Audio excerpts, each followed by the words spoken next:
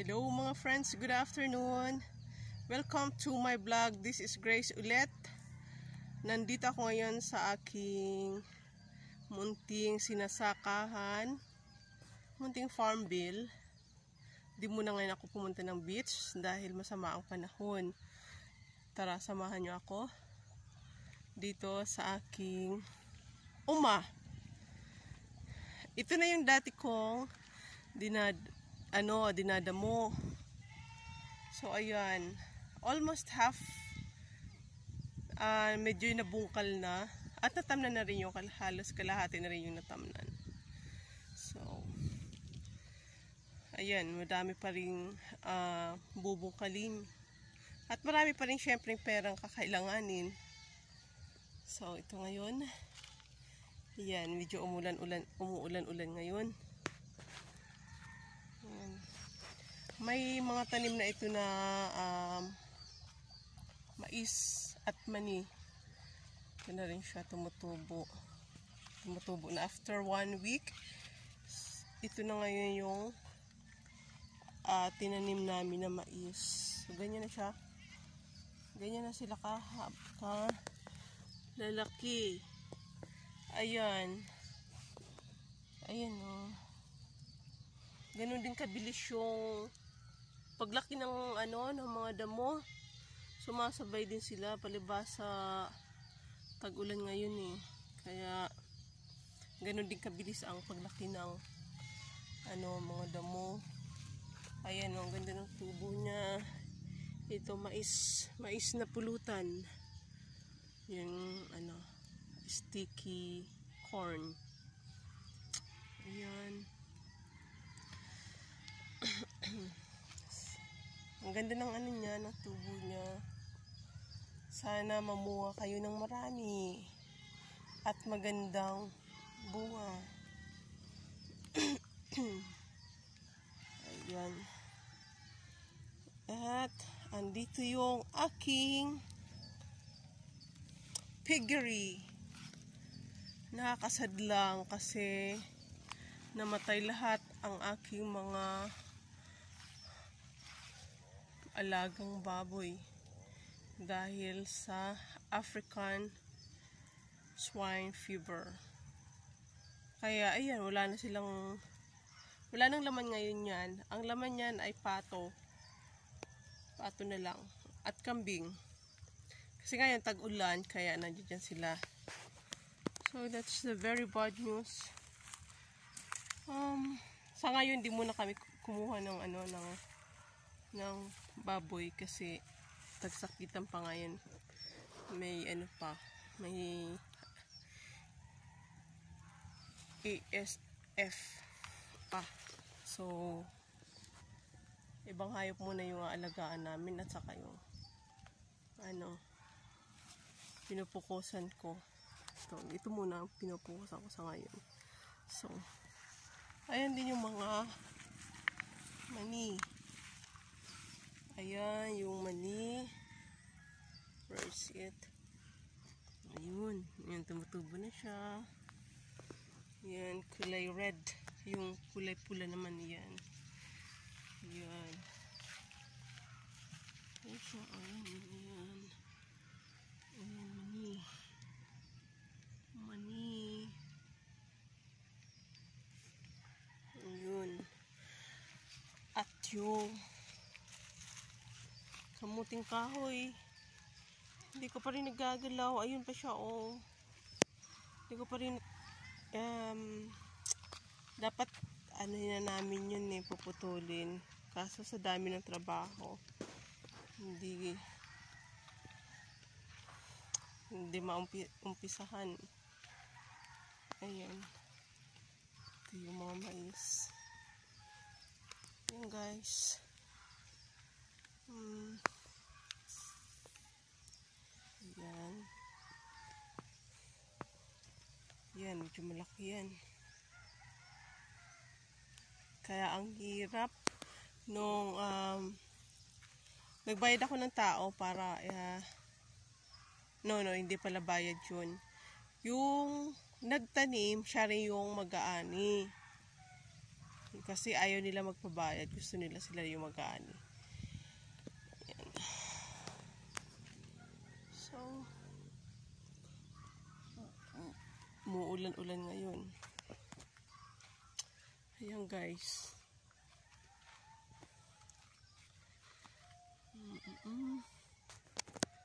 Kagandahan lang kasi nito, malapit doon sa aming bahay. It's 5 minutes to walk. Ayan, ito na. Ito na yun. Ayan, ayun yung saging ko. Kakatuwa naman yung tubo niyo. Ito yung mani. May ano na, may dahon na siya. Oh, where is it? Oh, ayan o. Tanggalin ko nga ito. Ayan o. Ayan, may dahon na siya. Hindi pare-pareho yung tubo niya. Mayroong maganda tulad niyan. Ayan. Ayan. Ito kulay puti ito. Yung doon sa may taas, yung una kong pinakita, kulay pula yun. Kasi request ni mother. Ewan ko kung ano pinagkaiba nun. Pares lang naman yata. Kasi yung mga mani kasi dito, puro karamihan puti. Biral, parang wala pa yata kung nakikitang kulay pula. So si mother, naghanap pa siya ng kulay pula para, yun know, ano niya, itanim niya. Ipatanim niya. Pares lang naman ng lasa. Ayun. So, tara punta natin ang kamuting kahoy. Kasi nung isang araw may nanghingi sa akin ng talbos. Gugulayin daw nila. So, yan. So, ayan yung kamuting kahoy. Tingnan natin yung talbos niya. Ayan nga, meron yung kumuha. Oh. Ginugulay pala to. Masarap siya gulayin. Lagyan ng gata. Ayan. Lagyan ng gata. Yan, masarap yan gulayin. Ayun o, talbos. Tinanggalan ng talbos kasi ginulay nila. Sasahugan nila ng tinapahang isda, tulingan. Tapos nilagyan ng sili. Ayan. So, yan ang aking kamuting kahoy. Masarap din yung gawing kasaba cake. Tapioca sa Dubai ang tawag dito, tapioca. Ayan. Tapos puto. Ayan. Pag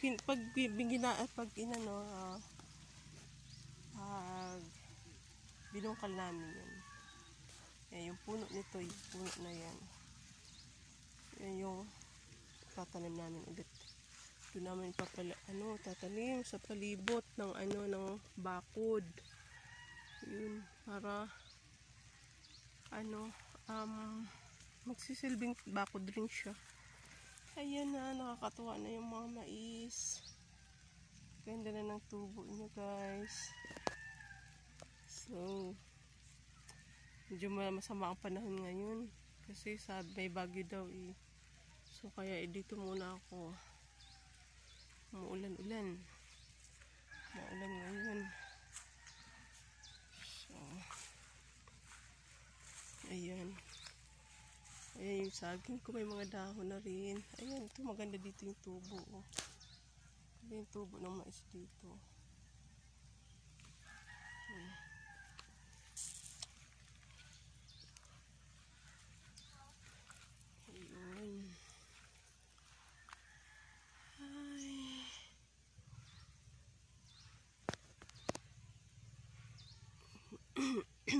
After 3 months, pwede na siyang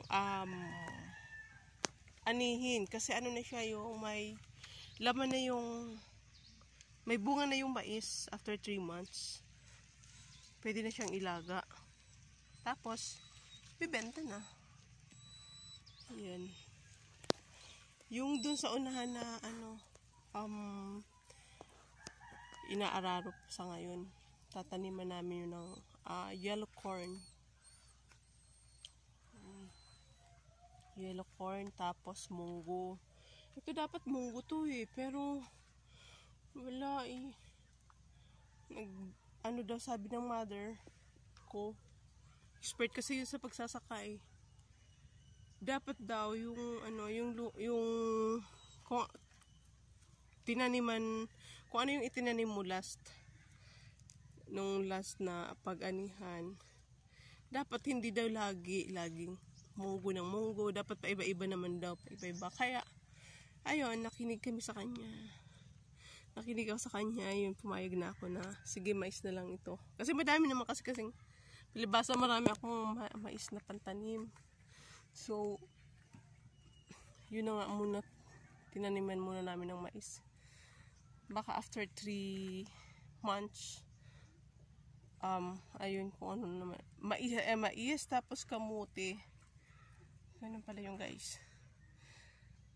Pag siguro mga after 1 week, pwede mo na siyang taniman ng kamuti, yung kamuti. Kasi after 3 months, yung mais mo, i-harvest mo na yun. Tapos yung kamuti naman, ano pa lang siya, yung lumalaki pa lang siya, yung ano tawag dyan, gumagapang pa lang yung ano niya, yung ugat niya, kumbaga palaki pa lang siya. So kaya mais after 2 weeks, tataniman namin yung ilalim ng mais ng ng kamuti. Yun. Para after 3 months, kamuti naman yung papalit. Yan. Tapos doon banda sa una yung inaararo sa ngayon. Yun ang itatanim namin doon is munggo at saka yellow corn. Malapit sa bahay kubo. Yan. Tapos pag tawag dito sa amin is lumbod na, pwede na siyang kainin. Pwede na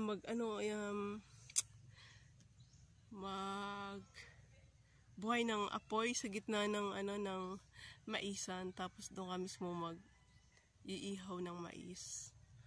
Oh my god, it's so masarap. Tapos may yung nyug, yung murang nyug na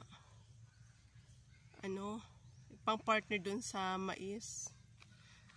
Ay nako, sarap nun, diba? So yun, matagal ko nang di na-experience yun. Maliit pa ako, super liit ko pa nun, siguro mga 5 years old, nung nasa Binandirahan pa kami nakatira nun.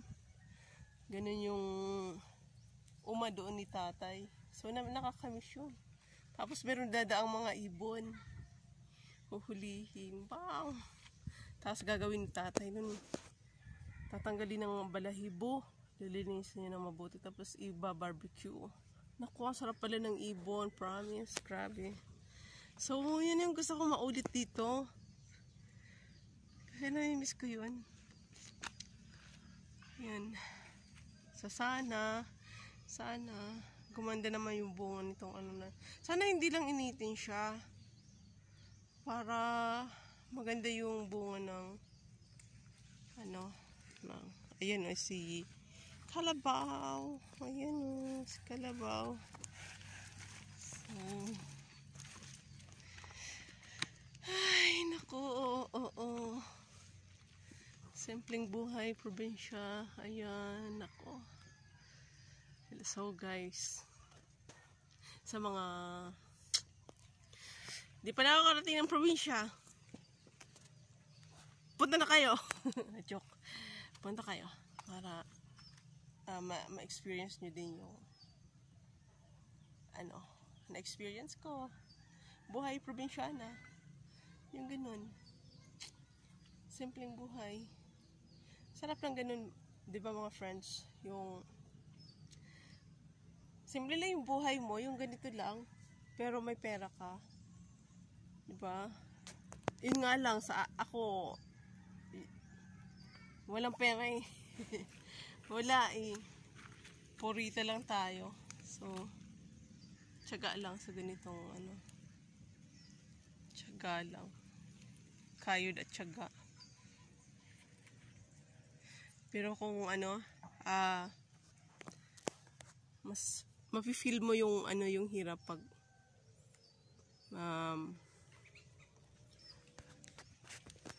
yung wala. Ma-enjoy mo yung ganito kung ano, yung sarap ba. Pag meron kasi ganito ganitong small farm, tapos dito ka lang nakatira, tapos may pera ka. Pero kung wala kang pera, hindi ganun kadali guys, kasi kailangan mo rin ng pera pang gasto sa pagsasaka. Kasi di mo naman kayang anuhin yan. Trabahuin mag-isa. So, wala. Kailangan mo ng pera, malaking pera din. So, dito sa akin, ang ano, ginawa ko, marami din kasi mga tao na ano, na yung mga gusto lang nila makitanim, tapos para sila din yung aani. So, ganun ang ano, ginawa ko.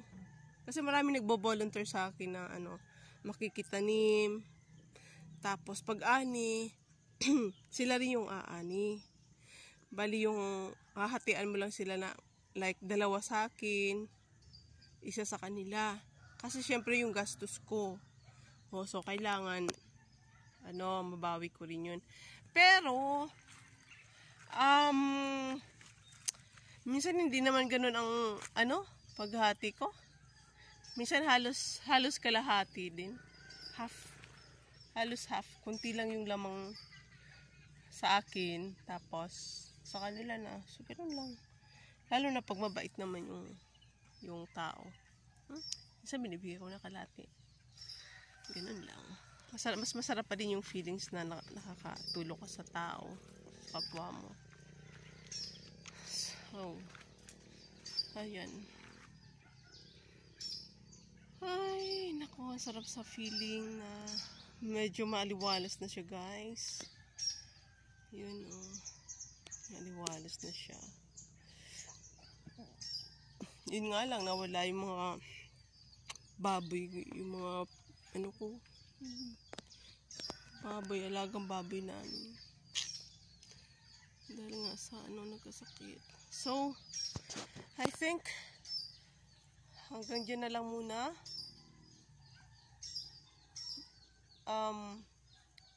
Bye for now. Thank you for watching. God bless, and please don't forget to like, comments, share, subscribe, and please touch the notification bell para lagi po kayong updated sa mga susunod kong mga videos. Thank you. Bye.